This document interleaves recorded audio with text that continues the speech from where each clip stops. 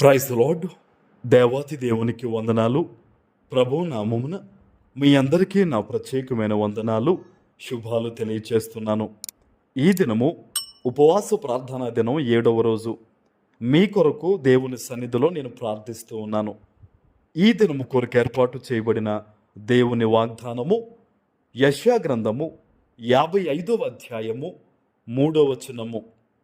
నేను మీతో నిత్య నిబంధన చేసేదను, దావీదునకు చూపిన శాశ్వత కృపను మీకు చూపుదును. దేవుని నామానికి మహిమ కలుగునుగాక. ఈ ఉదయకాల సమయంలో సర్వశక్తివంతుడైన తండ్రి గొప్ప వాగ్దానాన్ని మీకు అందిస్తూ ఉన్నారు. ఆయన అంటున్నారు కదా, నేను మీతో నిత్య నిబంధన చేసేదను. నిజానికి దేవుని ఎదుట నిలబడడానికి కానీ, తండ్రి అని పిలవడానికి కానీ కొన్నిసార్లు మనం అర్హత కలిగిన వారం కాదు. మనం చేసిన పొరపాట్లను బట్టి, మనం దేవునికి దూరంగా వెళ్ళిపోయిన సందర్భాలను బట్టి జ్ఞాపకం చేసుకుంటే ప్రార్థన కూడా మనం చేయలేకపోతాం కదా. అయితే దేవుడు అంటున్నాడు, నేనే మీతో నిత్య నిబంధన చేస్తానంటున్నాడు. ఆయన ఎంత ప్రేమ చూడండి. దేవుడు నిన్ను నన్ను మనందరినీ ఎంతో ప్రేమిస్తున్నాడు కనుకనే ఆయనే మనతో నిత్య నిబంధన ఆయన చేస్తారట. నువ్వు ఎన్ని ఇబ్బందుల్లో ఉన్నా, ఎన్ని శ్రమల్లో ఉన్నా, ఈరోజు తండ్రి చెప్తున్న మాట ఒకటే, నేను నిన్ను విడువను, నేను నీతో నిబంధన చేసుకుంటాను, నిన్ను నా బిడ్డగా నేను స్వీకరిస్తాను, నిన్ను ఆశీర్వదిస్తాను అని చెప్పి ఈరోజు ప్రభువు నీతో మాట్లాడుతూ ఉన్నారు. హల్లెలూయా. దావీదునకు చూపిన శాశ్వత కృప. ఈరోజు దావీదు గురించి మనం అందరం చెప్పుకుంటామండి. దావీదుని దేవుడు ఎంత కాపాడారు, ఎన్ని విజయాలు ఇచ్చారు, ఎంతలాగా దేవుడు కృప చూపించి రాజుగా ఎన్నుకున్నారనేది మనందరికీ తెలిసిందే.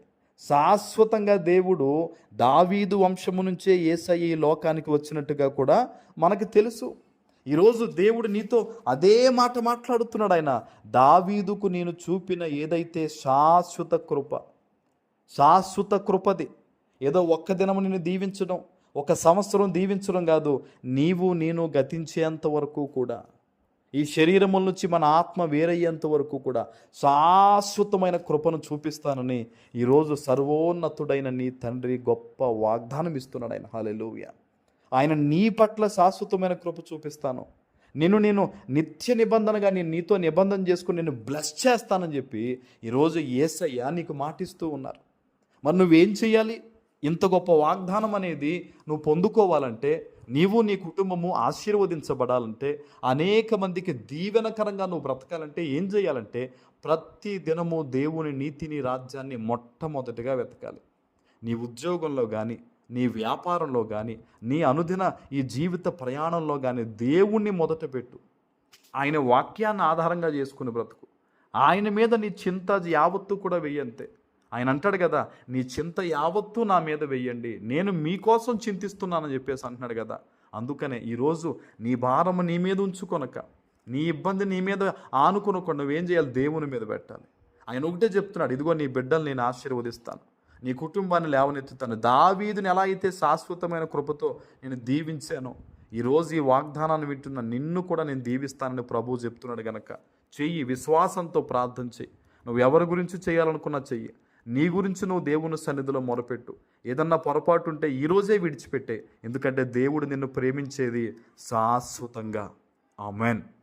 ప్రార్థన చేసుకుందాం. పరిశుద్ధుడు అయిన మా తండ్రి, ప్రేమ కలిగిన ప్రభువా, మీకు స్తోత్రాలు. ఈ ఉదయకాల సమయంలో మీరిచ్చిన గొప్ప వాగ్దానము ప్రతి బిడ్డ జీవితంలో స్థిరపరిచి నెరవేర్చమని యేసు నామమున ప్రార్థిస్తున్నాను తండ్రి. ఆమెన్.